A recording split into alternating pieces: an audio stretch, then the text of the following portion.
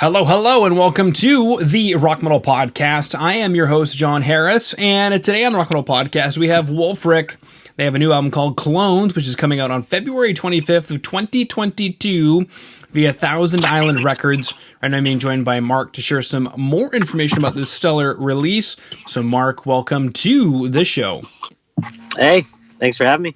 Absolutely great to have you on. Now, my big, huge, gigantic blanket question we're going to start off with is this album, Clones.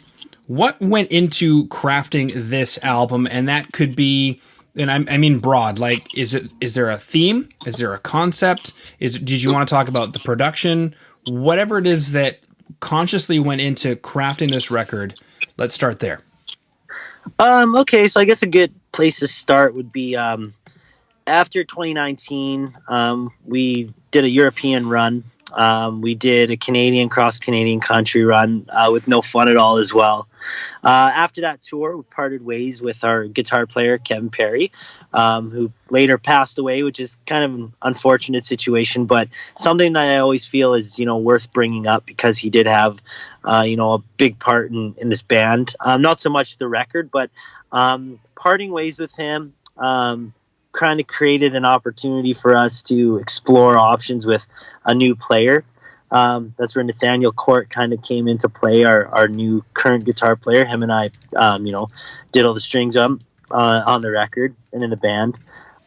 Once he kind of joined the picture, the record really just started taking shape. I mean, like, I had a lot of the music kind of written and put together from, months past. And the whole idea was after the No Fun at All tour was to record a new record and just kind of keep moving forward with what we were doing.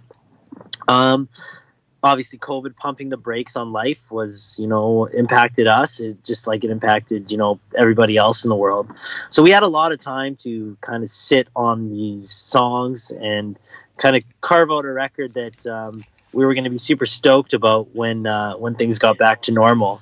So, I mean, like, as far as themes and stuff within the record itself, I mean, I'd like kind of like the listeners to kind of kind of interpret their own themes and whatnot when listening to it. But for ourselves, I mean, we just had a lot of time to really think about what we wanted to do and how the songs should sound, and breaking it down just riff by riff, song by song, and then eventually as a full record. I think time is the biggest theme for us as a band. There was absolutely no rush for us to put this thing out. But, given the timeline we had, we were able to do it all within 2 years, and they were pretty stoked on the record, and even more stoked to see what people think about it once it's out there. Mm-hmm. Yeah, you mentioned not being constricted by time, and I'm curious what went differently into the record that maybe normally wouldn't have. Is it just more time on the arrangements or more time in the studio? What was the big difference there?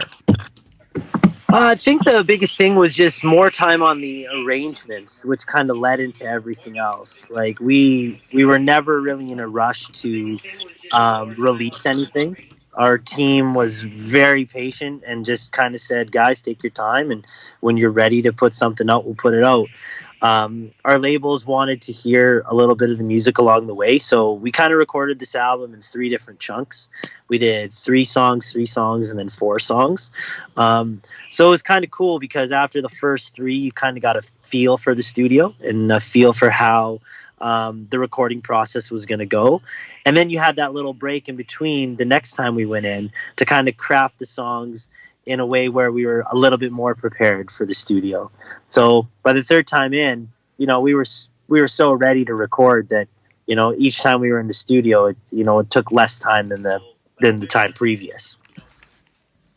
That makes a lot of freaking sense. Now, your local Edmonton band, there's a few studios here that we have that are, world class. That is actually really surprising, I think, for anybody who isn't from Edmonton to see some pictures of some of the studios that we have here, and some world class teams. You might be asking where you guys recorded. Was it like the Audio Room? Was it Velveteen? No. We recorded with a guy, James Banks. He goes by the moniker Audio Banks. He plays in a local band here called Forrester. Great local band. He's a fantastic producer, man. Like, he he's a friend before he's a colleague, and he just gets us as guys. He knows kind of how the process works. We recorded our first EP, Skeleton City, with James at Velveteen. So that's where we met him in the recording world. I mean, we knew him from, the band world before that. And he just started recording out of his house. And for us, that was a fantastic process because there's no pressures of being in a studio, and crunching numbers and worrying about time and money. That was literally one of the biggest things, and just kind of made everybody a lot more comfortable in their process. And again, James just records out of his house. He rents a room for drums, rents a room for mic or for vocals. But, from a guitar player's perspective, just kind of coming in and sitting in his spare room in his apartment and plugging in and playing guitar. I don't know. There's something to be said about that. Like, no pressure, I feel like, creates a bit of a better product in that sense. Some people will argue, say the opposite, but I don't know. I think it worked good for us. Yeah, the cool thing about the technology in the music industry these days is how flexible you can be as a band. And I think the pandemic has shown just how much we can flex our flexible muscles. Mm-hmm. Incredible.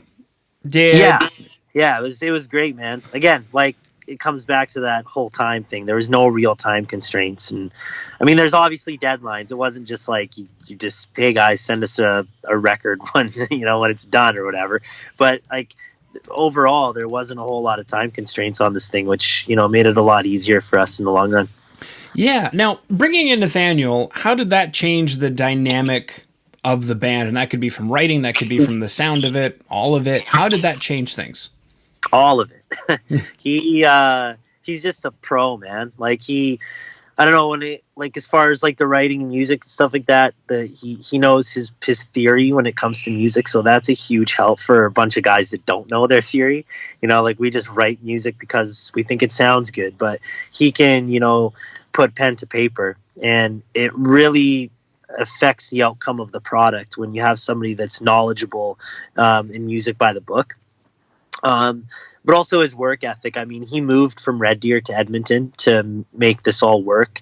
For the first few months, I mean, it was winter months when he was trying out and joining the band. So, I mean, he was driving down 2 nights a week and driving down Highway 2 and from Alberta, you know what that's like. I mean, it's a disaster sometimes. And, he did everything he could to join the band, and then after that he did everything he could to kind of take us to another level. Him moving to the city with his girlfriend was a huge step in their personal lives as well, and I think it's just worked out really good for everybody. He's working with Dylan, who's our singer. They do construction together, so this band has always been more of a family first type thing. We help each other out, and he helped us out initially, and now we're all helping each other. Very cool. Very cool indeed.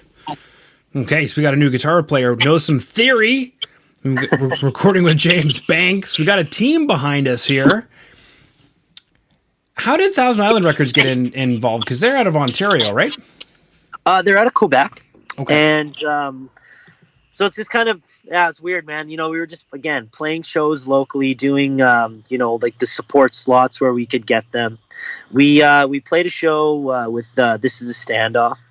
Steve Rawls, who also plays in Belvedere. We met him at that show.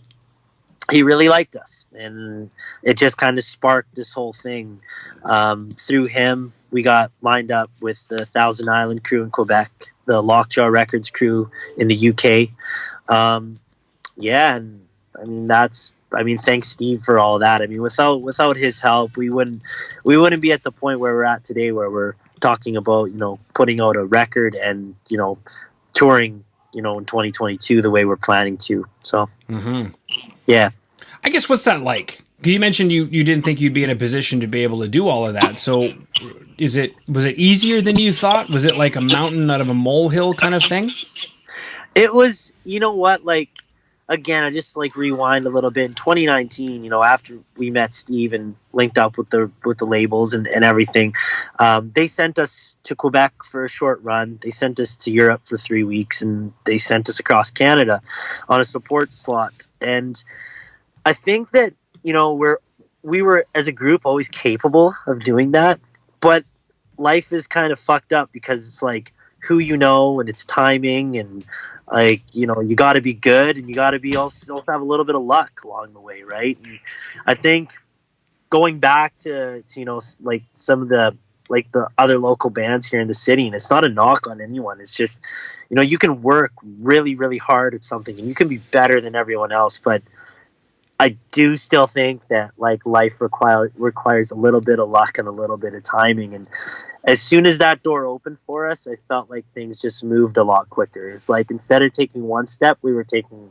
3 steps, and the next thing you know, we are where we are. And I hope everybody gets to find that opportunity at some point. And I feel like once a door opens, there's another door not far away, and that's kind of our approach, is we're just going to keep doing what we're doing and working with the people that give us a chance. And hopefully we meet more of those kind of people along the way.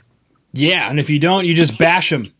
Exactly, man. You just bash them. You just bash them, baby. Bash all that slime out of them, baby. Take us through this Bashem. What is Bashem? What is this track about? So Bashem is it's a bit of a personal track, I suppose.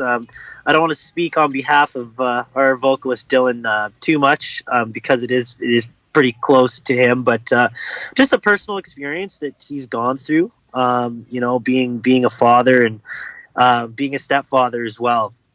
He's gone through some things, and I feel along the way he's wanted to bash some people in his path. So I'll just say that I think that the song is a lot of fun and the video is a lot of fun too. And people can interpret the lyrics as they want, but it's definitely a personal song. Very cool. And there's also a video related to it as well, correct? Yeah, the video was shot by Paul Maxwell. He's actually the media guy for Walk Off the Earth. Band based out of Ontario, Juno award-winning band. So the dude's a great filmographer, cinematographer, whatever they call him. But he did us a huge favor by coming out west here and shooting that video for us. Most of the stuff you see in the video is DIY. Our friends, families, girlfriends helped tremendously by putting the video together. We just, called on all our friends to help us out, and they all showed up, and we ended up with the video that you guys can now watch. It's on YouTube. It's fucking on the internet, and we hope it kind of finds its ways to all the corners of the net. That's right. So in today's show notes for the edited video, we're going to have Bashem available on YouTube. I can go ahead and paste it into the chat here for the Twitch stream. Oddly enough, I'm still trying to figure that out, Mark. All good. Yeah, it shouldn't be that difficult, but copy and paste is the hardest thing right now. So we've also That's got... okay. We're all really bad at internet stuff, so all good. I didn't know how to use Skype until right now, so it's all good.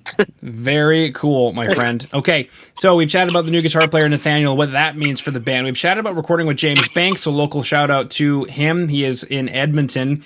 And then we've also chatted about what sounds like some touring plans for 2022. And we chatted about the track Bashem and the video that's available, which will be in today's show notes from YouTube. Let's chat for a second about touring in 2022. Is there anything that you can say about that? Yeah, we'll be in Europe in April.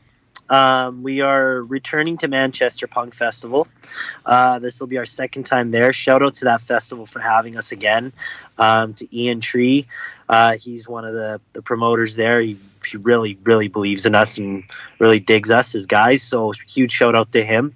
And we're going to have let's say a 2 to 3 week tour based around that festival. I can't really give away too much more, but people keep their eye out. There will be some news coming out here in the near future about that rip. Okay. Very cool, baby. Is there anything that we missed that you wanted to chat about? No. I think just to all the people out there watching and listening, keep your ear to the ground. We have our next single, All Tongues, coming out in the first week of December. We're really excited for people to hear that track. It's a lot different than Bashem, and I think it kind of showcases a little bit of what the record's all about as far as diversity in the music. We don't like to label ourselves as a punk rock band or a heavy metal band or hard rock band, but we do understand that, band has to have some sort of a moniker. So we just think, for the people that like Bashem, we hope you like the next one, and because the one after that's going to be different too. And once people are able to hear the record front to back, I think it'll all make sense. But we're just stoked for people to hear more songs. Me too. Cool. All right. Well, then today we chatted about new guitar player Nathaniel recording with James Banks, touring in 2022, which we just finished up with. Music video Bashem available in today's show notes. We've also got facebook.com/Wolfric Edmonton link. Is that the best place to reach you? Yeah, best place to reach us. Cool. And then the album Clones out February 25th via Thousand Island Records. Cool, baby. All right. Well, thank you so much for coming on to the Rock Metal Podcast today. Awesome. Thanks for having me, man.